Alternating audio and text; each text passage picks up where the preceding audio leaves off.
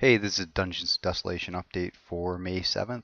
It's been a while since I've put an update out there in video form, so I thought that I would throw one together quickly. Quite a bit has changed in the game since I think the last video update I did was a month or so ago.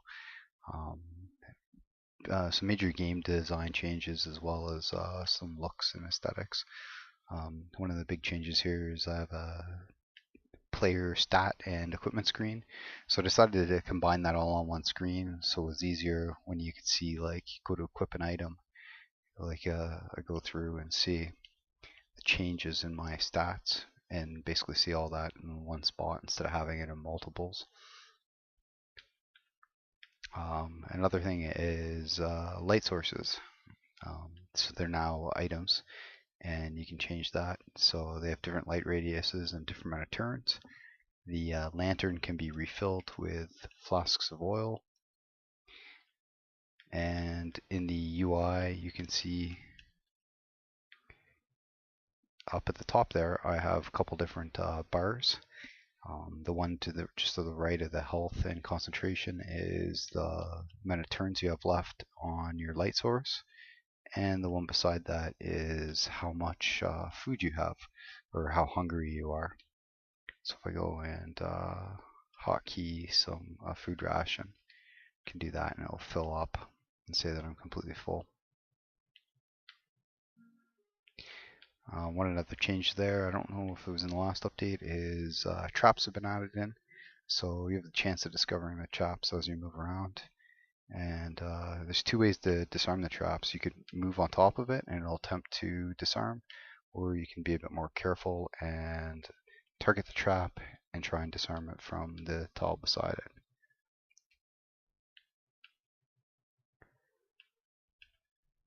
So I've also updated the tile set. So as you go from tile to tile or from level to level, there would be different tile sets, and changed it around so the wall tiles can be different. Just added some cracks in and stuff so they don't look all the exact same, and it randomly picks out those.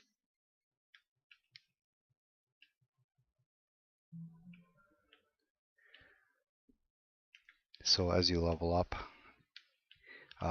you're gonna get skill points now. So I've changed, one of the other things I've changed is that instead of picking all your skills at the very start of the game and just unlocking them as you level, I decided to go with a skill tree because it gives you a bit more control of what skills you want to pick and if you want to change. Because if you created a character and you decided you didn't like it after a couple levels, didn't like the playstyle, you're sort of stuck into either playing it or deleting and creating a new character. So this, at least if you didn't like the way your style was going, you could start putting points into another skill tree. So I haven't completed any of them yet. I have all the skills sort of set up and laid out on my kitchen table here of how I think I want them to be, but I want to double check that before I go through all the work of creating the tree. So I have some of the points here and some of the skills. Um, if I go back and see, I've got like focus magic, and actually this one actually works, so I can buy that. And if I go in and look, and you can see that the one icon there is so it's negative 40%. So that means my black magic skills right now cost 40% less than they normally would. So if I go back out, you can see that magic missile's only 3 now instead of the regular, I think 6, 5 or 6 that it is.